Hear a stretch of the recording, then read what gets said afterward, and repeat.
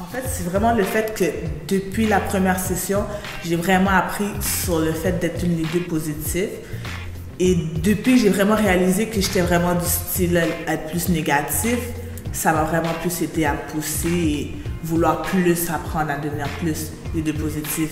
Avant, j'étais quelqu'un comme... J'aimais pas ça demander de l'aide.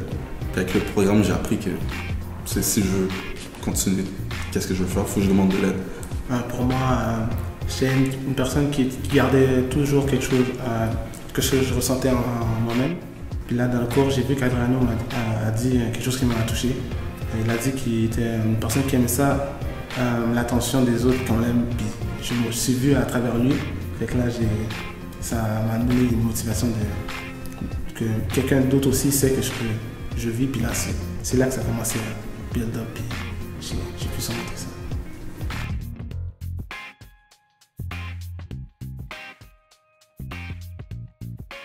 Le projet Prévencité est un projet qui aide les jeunes qui sont à risque d'être dans la délinquance, à risque de décrocher de l'école, à risque d'adopter des attitudes qui pourraient être néfastes pour eux.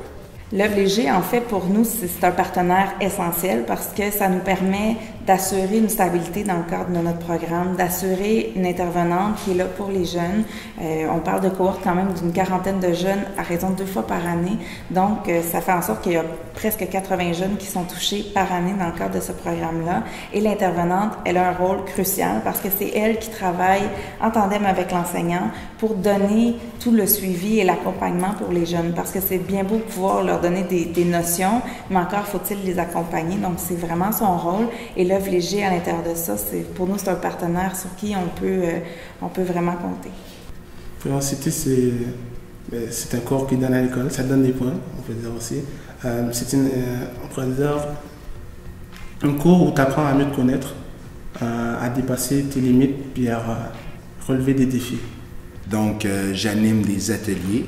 J'aborde des concepts de développement personnel et je m'assure que les élèves font une réflexion personnelle au niveau de leur développement à travers les différents ateliers de résilience, à travers les différentes sorties d'aventure et à travers le bénévolat aussi. Honnêtement, c'est le fait de faire valoir sa pensée. Le fait qu'on fait beaucoup de débats, on s'obstine, on doit vraiment faire valoir ses points, pourquoi et tout, expliquer le pourquoi des choses. C'est vraiment ça qui m'a frappé le plus. J'étais quelqu'un d'ouvert, mais là je suis encore plus. Je dis qu'est-ce que j'ai à dire, qu'est-ce que je ressens. Je n'essaie pas de me cacher là.